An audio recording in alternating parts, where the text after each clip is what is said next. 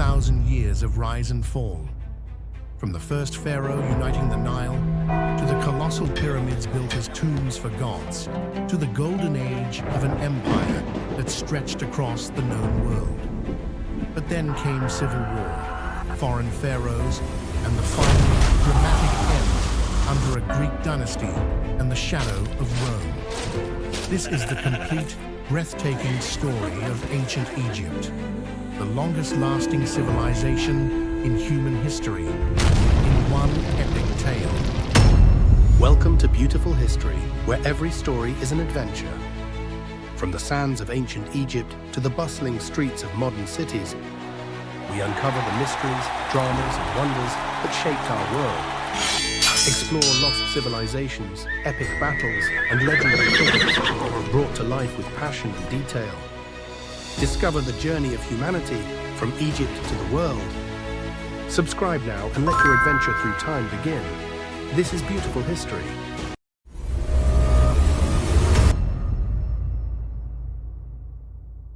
Long before the world knew of the pyramids, pharaohs, or hieroglyphs, Egypt was a land sculpted by wind, water, and time.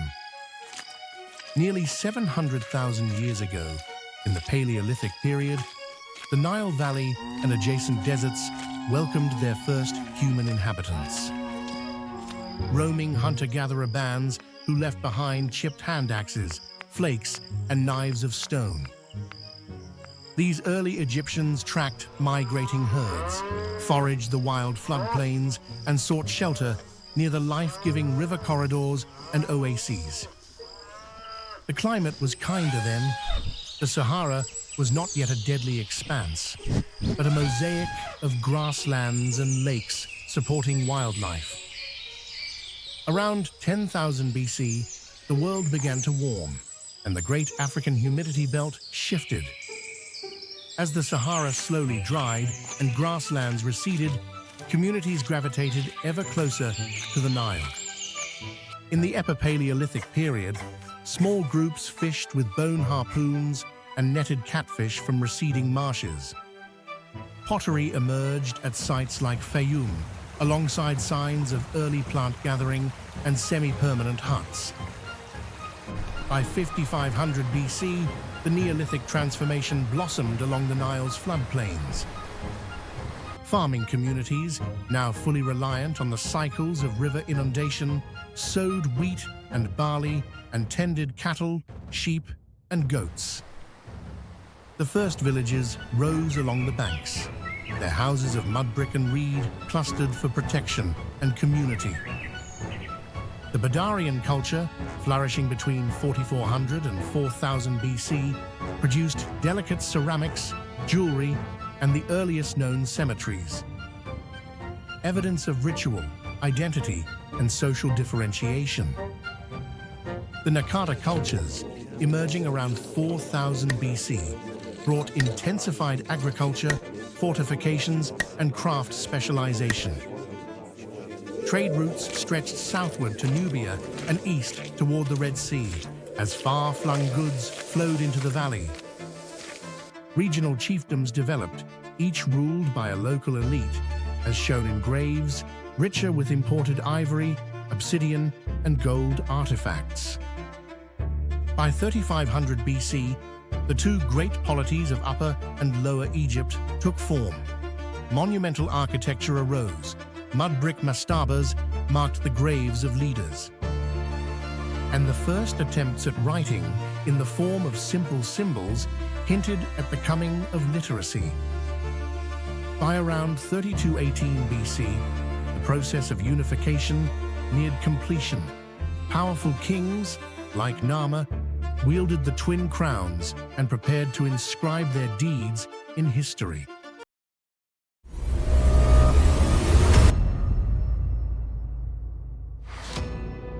In the late 4th millennium BCE, the land that would become Egypt was a place divided. To the north, the fertile delta and lower reaches of the Nile belonged to the realm of Lower Egypt. To the south, Upper Egypt controlled the valley and floodplains, a territory with its own customs and rulers. For centuries, these two lands grew apart, their communities developing parallel traditions and rival centers of power. It was at this crossroads between prehistory and civilization that a new leader emerged. Narmer, the king of Upper Egypt, whose exact rise remains shrouded in antiquity, but whose destiny was clear. He would become the instrument of unification, forging a new nation from two long warring kingdoms. Around 3100 BCE, Narmer would launch his campaign to unite the two lands forever. Around 3100 BCE, Narmer launched a campaign of conquest and alliance building. The surviving evidence is carved onto ceremonial objects, such as the famed Narmer palette. On this slate artifact, Narmer is depicted wearing both the white crown of Upper Egypt and the red crown of Lower Egypt, symbols of a united kingship that had never before existed. The path to unification was complex, employing both force and diplomacy. Narmer forged alliances with the northern elite, quelling resistance and asserting his authority. The consolidation included religious innovation, with Narmer presenting himself as chosen by the god Horus. Under his rule, a new administrative system emerged, centered on Memphis, strategically placed between Upper and Lower Egypt. Here, the mechanisms of state, bureaucracy, taxation, and temple management took new form. Narmer's unification brought about the start of Egypt's early dynastic period, heralding the First Dynasty. The monarchy established by Narmer became the axis around which Egyptian culture, religion, and statecraft would revolve for millennia. His legacy was stabilized and extended by his successors, notably Horahar and Jer. They continued to develop the centralized divine kingship that defined dynastic Egypt. By the Second Dynasty, bureaucratic innovations, monumental tomb building, and royal iconography all had roots in Narmer's era. Through conquest, statecraft, and the forging of a new ideology of kingship, Narmer and his successors achieved what would become a continuous, enduring civilization, one that would endure as the beacon of the ancient world.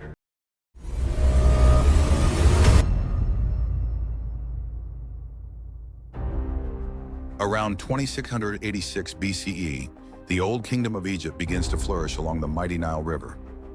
Under the Third Dynasty, Pharaoh Djoser envisions monuments that will stand for eternity. His architect Imhotep designed something revolutionary, the world's first pyramid.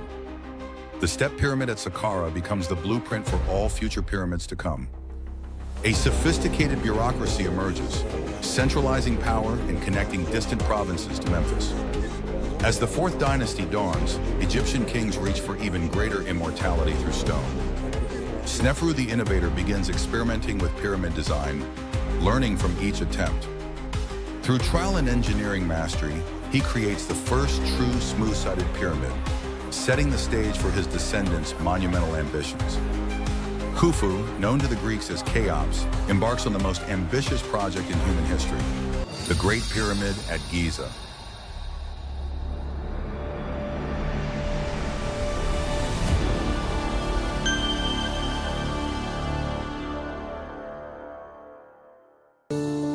This pyramid will be my eternal dwelling, aligned perfectly with the stars themselves. Tens of thousands of skilled workers labor for decades, raising colossal limestone blocks with celestial precision.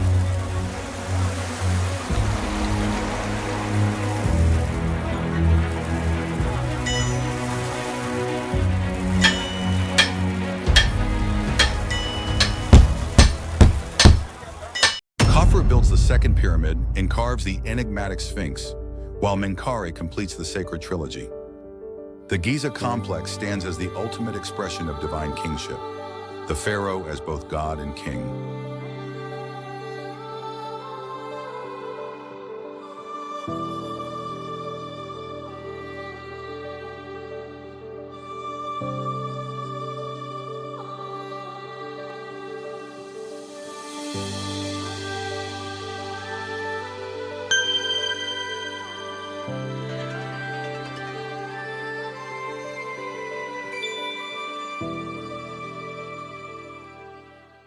By the Fifth Dynasty, the cult of Ra rises to prominence, and pharaohs build sun temples to legitimize their rule. However, powerful nobles given authority over the provinces begin to accumulate influence of their own. I have ruled for over 90 years, yet the kingdom fractures before my eyes. King Pepi II, from the 6th dynasty in Egypt's Old Kingdom, ruled Egypt for almost 90 years. His reign marked a sharp decline of the Old Kingdom. Droughts and low Nile floods bring famine and hardship throughout the realm. As the Old Kingdom fades into the First Intermediate Period, the pyramids endure as eternal witnesses. For over 5 centuries, the Old Kingdom touched eternity itself, laying the foundation for all that followed in the saga of ancient Egypt. 4,500 years have passed since the Old Kingdom's golden age. Yet these monuments remain, defying time itself. They continue to inspire wonder, reminding us that human ambition, when guided by vision and skill, can indeed touch eternity. The Old Kingdom's legacy lives on, in stone, in memory, and in the enduring human quest to build something greater than ourselves.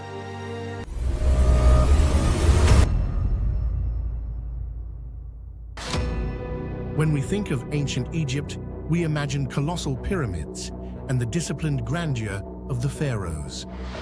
The pharaoh was considered a living god whose authority radiated across the Nile Valley. The Old Kingdom had dazzled the world with the construction of the pyramids at Giza and a flourishing centralized state. Yet beneath this apparent strength, crucial weaknesses corroded the system. Droughts and the resulting failure of the Nile floods created widespread famine. Government officials became increasingly independent, and provincial governors, known as nomarchs, began to behave as local rulers. The once vast wealth enabling great building projects ran dry, and confidence in the central government collapsed. So began the 7th and 8th dynasties, obscure even to ancient Egyptian historians. Tradition holds that these Memphis-based dynasties saw dozens of pharaohs come and go in rapid succession, some supposedly ruling for mere days or weeks. As central power faded, provincial leaders asserted themselves. Egypt fractured into competing centers. The Heracleopolitan rulers founded the 9th and 10th dynasties in Lower Egypt. Meanwhile, in the south, Thebes grew into an equally ambitious rival, laying the groundwork for what would become the 11th dynasty. Life for ordinary Egyptians was unstable. Texts from the period paint a picture of hardship, violence, hunger, and lawlessness. Yet, out of this fragmentation came renewal. Around 2055 BCE, Mentuhotep II of Thebes rose to challenge his rivals. He defeated his Heracleopolitan rivals and reunified Egypt, establishing the Middle Kingdom. This was the dawn of a new golden age, a period of revived central government and artistic flourishing. The chaos and pain of the First Intermediate Period had paved the way for transformation. Egyptian civilization, it turned out, could endure fracture, adapt, and be reborn.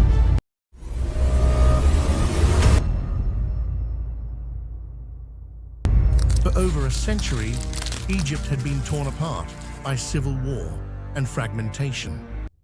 But from this chaos arose a pharaoh who would change everything. I will restore the unity of the two lands as it was meant to be. Mentuhotep II launched his campaign to reunify Egypt, battling rival rulers and bringing the kingdom back together. With Egypt reunited, the stage was set for a new dynasty to rise.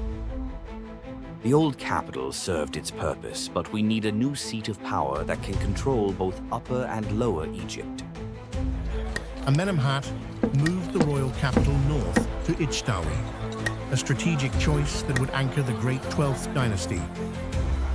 From this new center of power, Egypt would enter its greatest phase of the Middle Kingdom. Now we shall build an Egypt more prosperous and powerful than ever before. The foundation was laid for what would become Egypt's golden age. With unity restored, the pharaohs of the 12th dynasty embarked on ambitious projects that would transform Egypt. Massive irrigation canals transformed the Fayum Depression into productive farmland, boosting Egypt's food supply. The economy flourished as trade routes expanded south into Nubia and east into the Levant. Gold, precious stones, exotic animals, and new ideas flowed into Egypt. Our southern borders must be secured. Build fortresses along the Nile to control Nubia's riches. Senusret III fortified Egypt's southern border with impressive fortresses, tightening control over resource-rich Nubia. These fortresses became centers of commerce and cultural exchange, bringing prosperity to both civilizations. Egypt now stands stronger and more prosperous than ever before. Under rulers like Senusret III, Egypt reached the height of its Middle Kingdom power and influence. The Middle Kingdom was not only a time of military might and economic prosperity, but also of cultural renaissance. Writers composed compelling texts like The Tale of Sinuhe that are still studied today. But no dynasty lasts forever. The 13th dynasty saw the royal line weaken as competing rulers vied for power. Foreign migrants, known as the Hyksos, began settling in the fertile delta as Egypt's bureaucracy stretched thin. Yet the legacy of the Middle Kingdom endures as a testament to Egypt's remarkable ability to rebuild itself and shape the culture that would define pharaonic Egypt for centuries to come.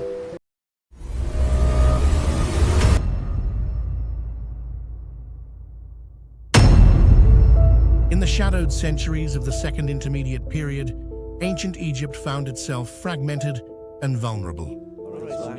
After the stability of the Middle Kingdom collapsed, competing dynasties emerged, each holding sway over different regions. In the north, the mighty 14th dynasty was eventually supplanted by a new power, the Hyksos. These foreign rulers, originating from Western Asia, brought with them not only fresh ambitions, but a new military ethos that would forever alter Egypt's approach to warfare. As their chariots thundered through the delta, Egyptian nobles and soldiers looked on with a mixture of fear and fascination. Realizing that the balance of power had shifted, the Hyksos arsenal was unlike anything Egypt had seen before. Central to their military dominance was the war chariot. Lightweight, fast, and highly maneuverable, the horse-drawn chariot became the Hyksos' symbol of power. Skilled Hyksos charioteers unleashed volleys of arrows from composite bows, another innovation new to Egypt. These bows, made from layers of wood, animal sinew, and horn, packed far more force than the simple self-bows of the Egyptian troops, piercing armor and carrying farther across the battlefield. Hyksos infantry also wielded weapons unfamiliar to their Egyptian foes. The khopesh, an evolved sickle sword from the Near East, allowed soldiers to both hack and hook their enemies. These technological advances were reflected off the field as well. Blacksmiths in Avaris, the Hyksos capital, worked tirelessly. In the royal courts and among Egypt's southern dynasties, adult military officers feverishly discussed ways to counter this onslaught. As decades passed and the Hyksos grip over Lower Egypt tightened, their weaponry became the catalyst for massive military reform. The princes of Thebes in Upper Egypt learned to build their own chariots and fashion sturdier bows. When Ahmose finally expelled the Hyksos, his armies wielded the once foreign weapons that had reshaped Egyptian warfare. Today we reclaim our land with the very weapons they brought against us. The legacy of the Second Intermediate Period is, above all, one of transformation. Egypt, through the trials of foreign invasion and innovation, emerged into the new kingdom, armed with the formidable tools that had once spelled its near defeat.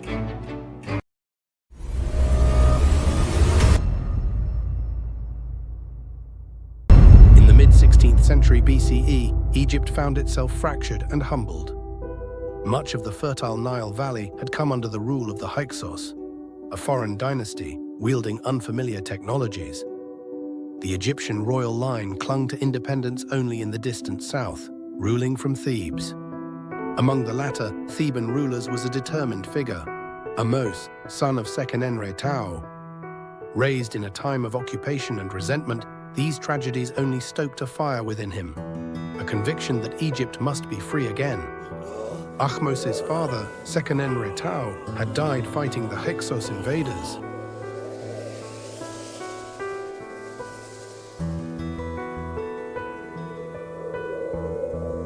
His elder brother Ahmose would follow the same fate, falling in the struggle for Egypt's freedom. Yet these tragedies only strengthened Ahmose's resolve. Upon assuming the Theban throne, the young pharaoh vowed that Egypt would be free. By the gods, I will see the two lands united under Egyptian rule once more. Ahmose began quietly fortifying Thebes, revamping its military with the very tools the Hyksos introduced.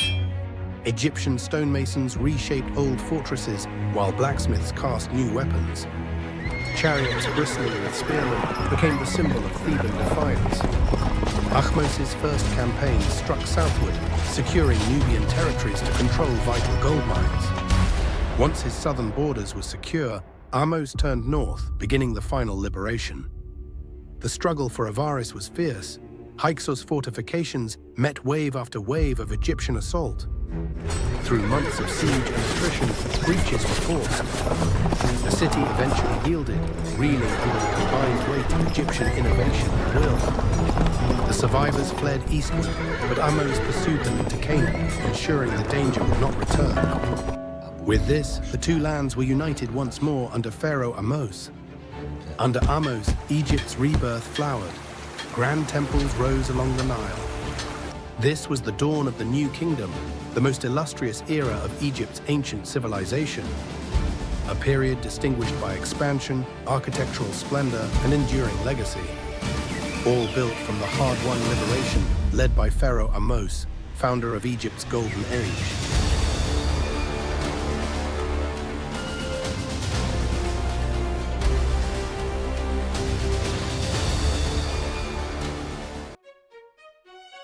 Picture Egypt around 1550 BCE.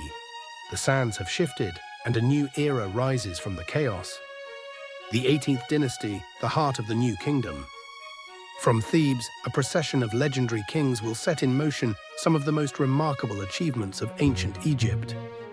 This is the dynasty that gives us empire, artistry, and innovation on an unprecedented scale. It begins with Ahmose. He's the man who expelled the Hyksos, reclaiming Egypt's unity and independence after a century of foreign rule. No more foreign rule. Egypt will be free. Ahmose and his generals rebuild the nation's confidence with military campaigns into Nubia and the Levant, establishing Egypt not as a victim, but as an imperial power. His victory sets the tone for what follows. Egypt is no longer just a kingdom, it's an empire. His successors take this ideal and run with it. Thutmose I leads Egyptian forces all the way to the banks of the Euphrates in Syria, staking Egypt's claim as the mightiest power in the region. Under Queen Hatshepsut, this military focus pivots. She shifts energy toward monumental construction and trade. We shall send expeditions to the mysterious land of Punt, bringing prosperity through trade, not conquest. Then comes Thutmose III, known as the Napoleon of Egypt. He transforms the army into a professional force, launching 17 military campaigns. This is an age of monumental architecture. The temple complexes at Karnak and Luxor grow to dwarf all that came before. Architects master intricate tombs in the Valley of the Kings, temples that line the Nile. This made Egypt in the 14th century BCE stood at the pinnacle of its power under the New Kingdom. Yet something will happen that will change everything forever.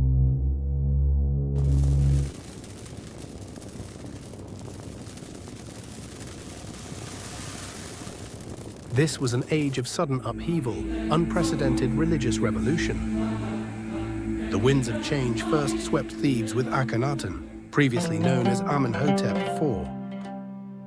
He decreed the singular reverence of Aten, the radiant sun disk, dismantling the authority of the powerful Amun priesthood. The pharaoh's radical vision culminated in the founding of a wholly new capital, Akhenaten, horizon of the Aten. Within the city's straight-lined boundaries, Akhenaten led processions beneath the blazing sun.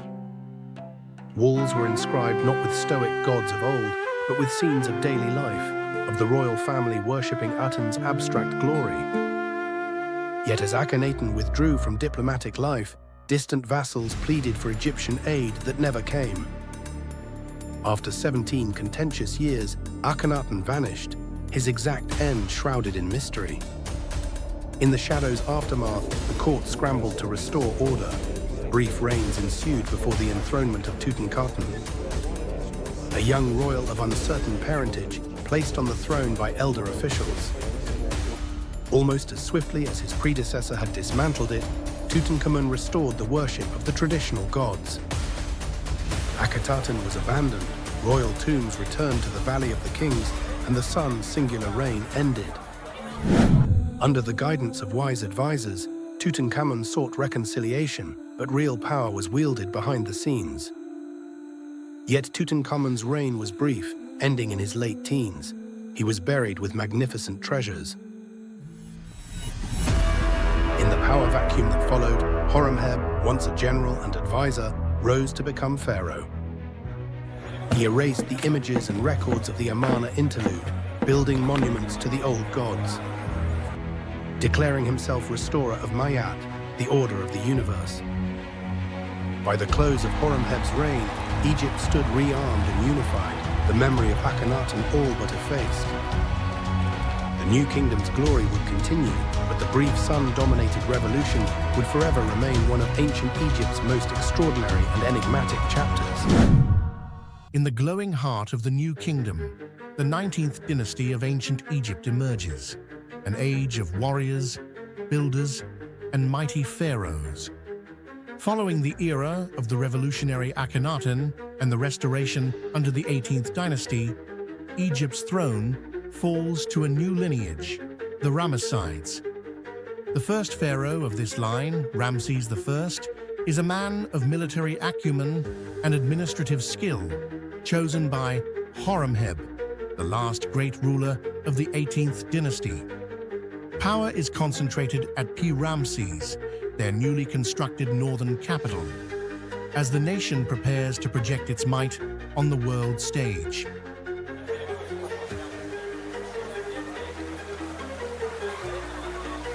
His reign is brief, setting the stage for his son Seti I.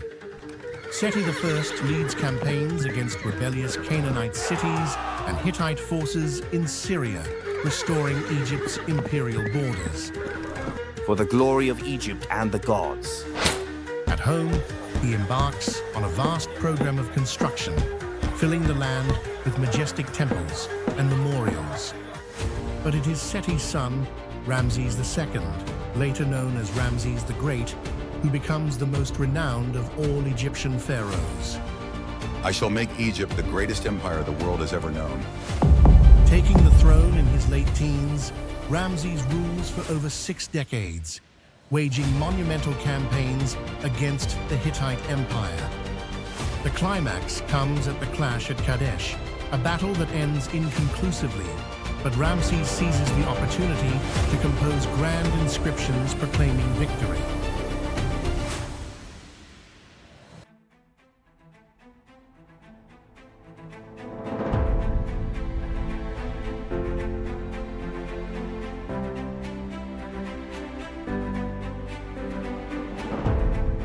Let all future generations know of my great triumph over the Hittites at Kadesh. His reign becomes marked by the longest peace treaty in history and an immense wave of construction. The temples at Abu Simbel and countless monuments rise from the sands.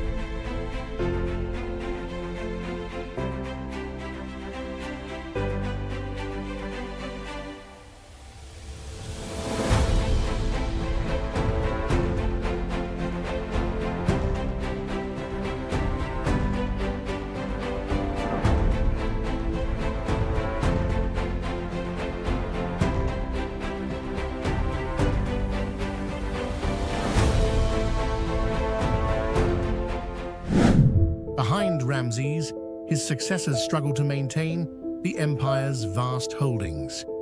Meremptah faces a dire threat in the form of the Sea Peoples. The Sea Peoples were a group of tribes to have attacked Egypt and other Mediterranean regions around 1200 BC. Egypt will not fall to these foreign invaders. But the cracks begin to show.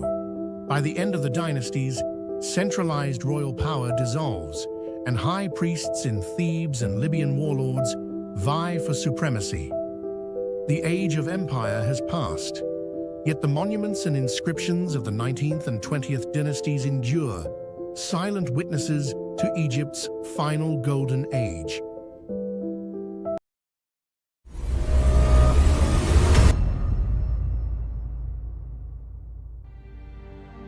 In the twilight years of the New Kingdom, ancient Egypt, the greatest power of its world, began to fracture. With the death of Ramses XI, the last ruler of the New Kingdom, Egypt's unity shattered. In the delta city of Tanis, a new line arose, the 21st dynasty, founded by Smendes.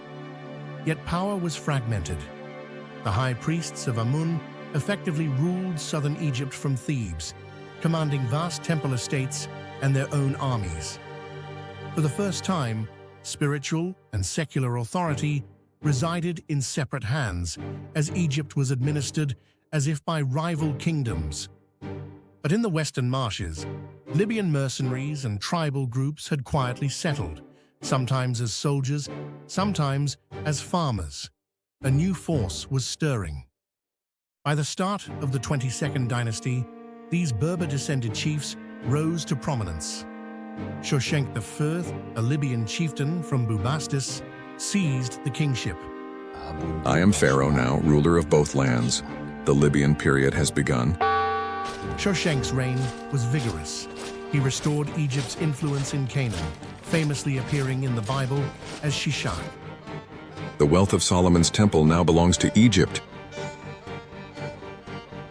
Yet even as Libyan pharaohs assumed regal titles and monumental projects, their grip was tenuous. Local dynasts and city governors wielded real authority. Through the 23rd dynasty, rival Libyan lines ruled simultaneously in different regions. Egypt remained decentralized. Paradoxically, foreign rule did not mean cultural stagnation. Egypt's traditions persisted, blending with Libyan ones.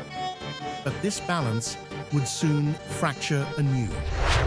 By the mid-8th century BCE, this balance fractured anew. From the south, a new force emerged, the Kushite kings of Nubia.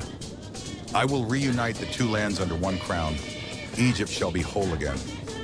Under Pa, the Kushites swept north, reuniting Egypt under the 25th dynasty, the so-called Black Pharaohs.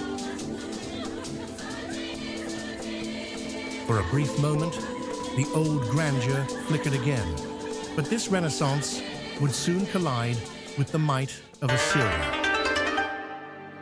In 664 BC, the Assyrians delivered a mortal blow, sacking Thebes and Memphis. Following these events, no Kushite ruler would ever rule over Egypt again. The third intermediate period stands as an age of adaptation, a time when Egypt survived by absorbing outsiders and reconfiguring authority. Though never regaining imperial greatness, it sowed seeds that would shape the last centuries of pharaonic rule.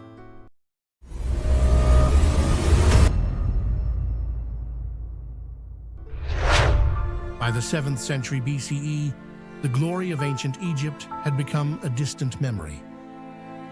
For decades, this once mighty civilization had fallen under the shadow of the powerful Assyrian Empire.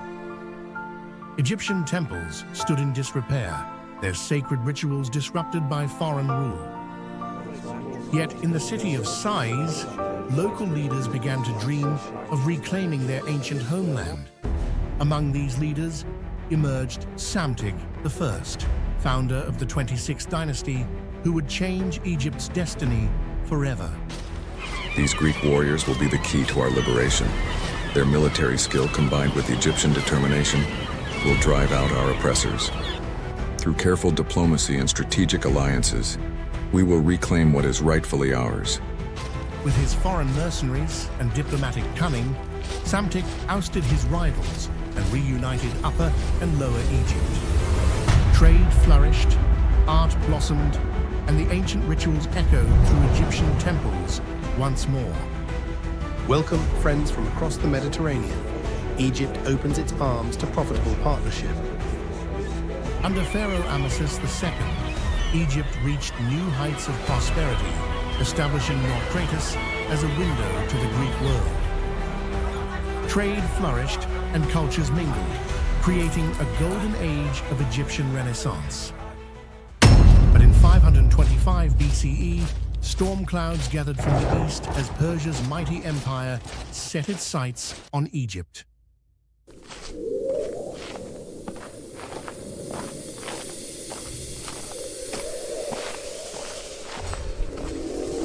Egypt shall bow before the might of Persia. Your independence ends today. For the first time in over 2 millennia, foreign kings donned the pharaoh's sacred regalia. However, the Egyptians resisted Persian rule through several significant revolts. Key examples include a revolt led by Amyrtaeus in 404 BCE, which successfully restored Egyptian autonomy for a brief period, and later, another uprising under Nectanebo II. We are the last guardians of 3,000 years of Egyptian glory. We cannot let it die. Brief periods of independence flickered like candles in the wind, as native pharaohs desperately tried to rekindle Egypt's ancient spirit.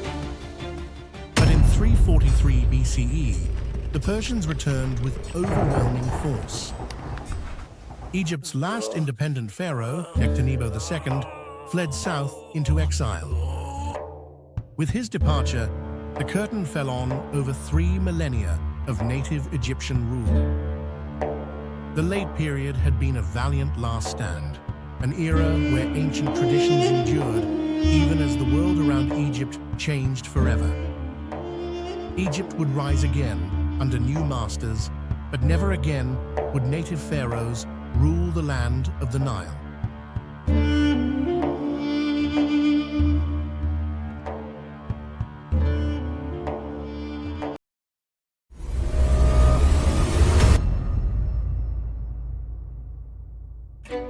By 332 BCE, Egypt had endured decades under Persian rule.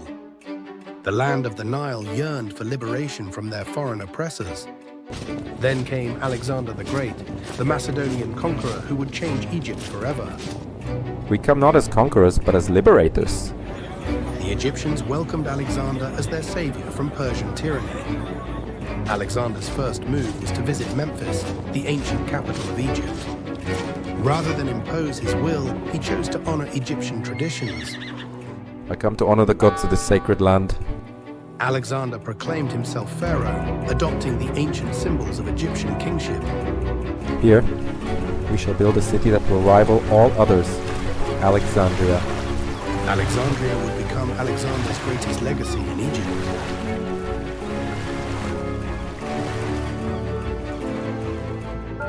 But Alexander's death in 323 BCE left his vast empire fractured among his generals. In Egypt, it was Ptolemy, one of his closest companions, who seized control. Ptolemy crowned himself pharaoh, inaugurating a Greek dynasty that would rule Egypt for 3 centuries. The Ptolemies masterfully blended Greek and Egyptian traditions, adopting ancient pharaonic customs while maintaining their Hellenic identity. They built magnificent temples like those at Edfu and Philae, linking themselves to Egypt's ancient religious traditions. They even created new gods like Serapis, merging Egyptian and Greek deities to unite their diverse subjects. Under Ptolemaic rule, Alexandria became the greatest city in the Mediterranean world. Its legendary library drew the greatest minds of the age, Euclid, Eratosthenes, and countless others. The mighty Pharaohs lighthouse, one of the seven wonders, symbolized Alexandria's dominance in trade and learning. Yet beneath this prosperity, tensions simmered between the privileged Greek ruling class and the native Egyptian majority. These tensions, among other factors, will accelerate the decline of the Ptolemaic era in Egypt. Nevertheless, the Ptolemaic era marked one of history's most remarkable cultural syntheses, a time when Greek rulers became Egyptian gods and ancient traditions were reborn through foreign eyes. In the 3rd century BCE, Egypt sat atop the world stage, ruled by the Ptolemaic dynasty, a Greek line established by one of Alexander the Great's trusted generals. Alexandria flourished, drawing scholars to its famed library and merchants to its bustling port. Far from the pharaohs of old, these new rulers blended Macedonian customs with ancient Egyptian traditions. Yet beneath this cosmopolitan sheen, cracks began to form. Despite adopting the pharaonic mantle, Ptolemaic rulers remained outsiders to many Egyptians. A series of succession crises and internal rivalries undermined their stability. By the mid-2nd century BCE, Egypt's wealth was shrinking. Economic struggles were exacerbated by weakened leadership, disrupted agriculture from climate change, and a widening gap between the elite and common people, which destabilized the nation. The dynasty's decline accelerated with the reign of Ptolemy VIII, known for his cruelty and for embroiling Egypt in civil war. High taxes fell on the native population, breeding resentment and igniting periodic revolts. To hold power, Ptolemaic monarchs invited foreign interventions, notably from Rome. In exchange for support, the Ptolemies ceded more and more autonomy to this rising Western power. By the middle of the 1st century BCE, Cleopatra VII ascended the throne, seeking to restore Egypt's fortunes. In a last bid for independence, I forged legendary alliances with Julius Caesar and later Mark Antony. But Rome's internecine struggles sealed our fate. The rise of Octavian brought confrontation. The decisive events unfolded at the Battle of Actium in 31 BCE. Our forces were routed by Octavian's fleet. Soon after, both Antony and I took our own lives as Octavian's legions marched into Alexandria. Egypt was annexed, its treasury emptied to fund Rome's empire.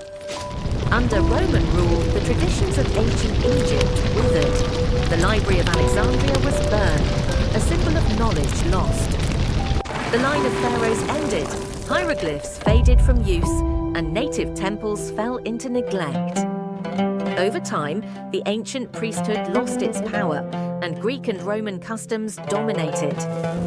With Egypt's transformation into a Roman province, the last echoes of the pharaonic tradition faded. The grandeur of ancient Egypt was replaced by a new imperial order, its culture, language, and gods reduced to fragments, awaiting rediscovery beneath the desert sands.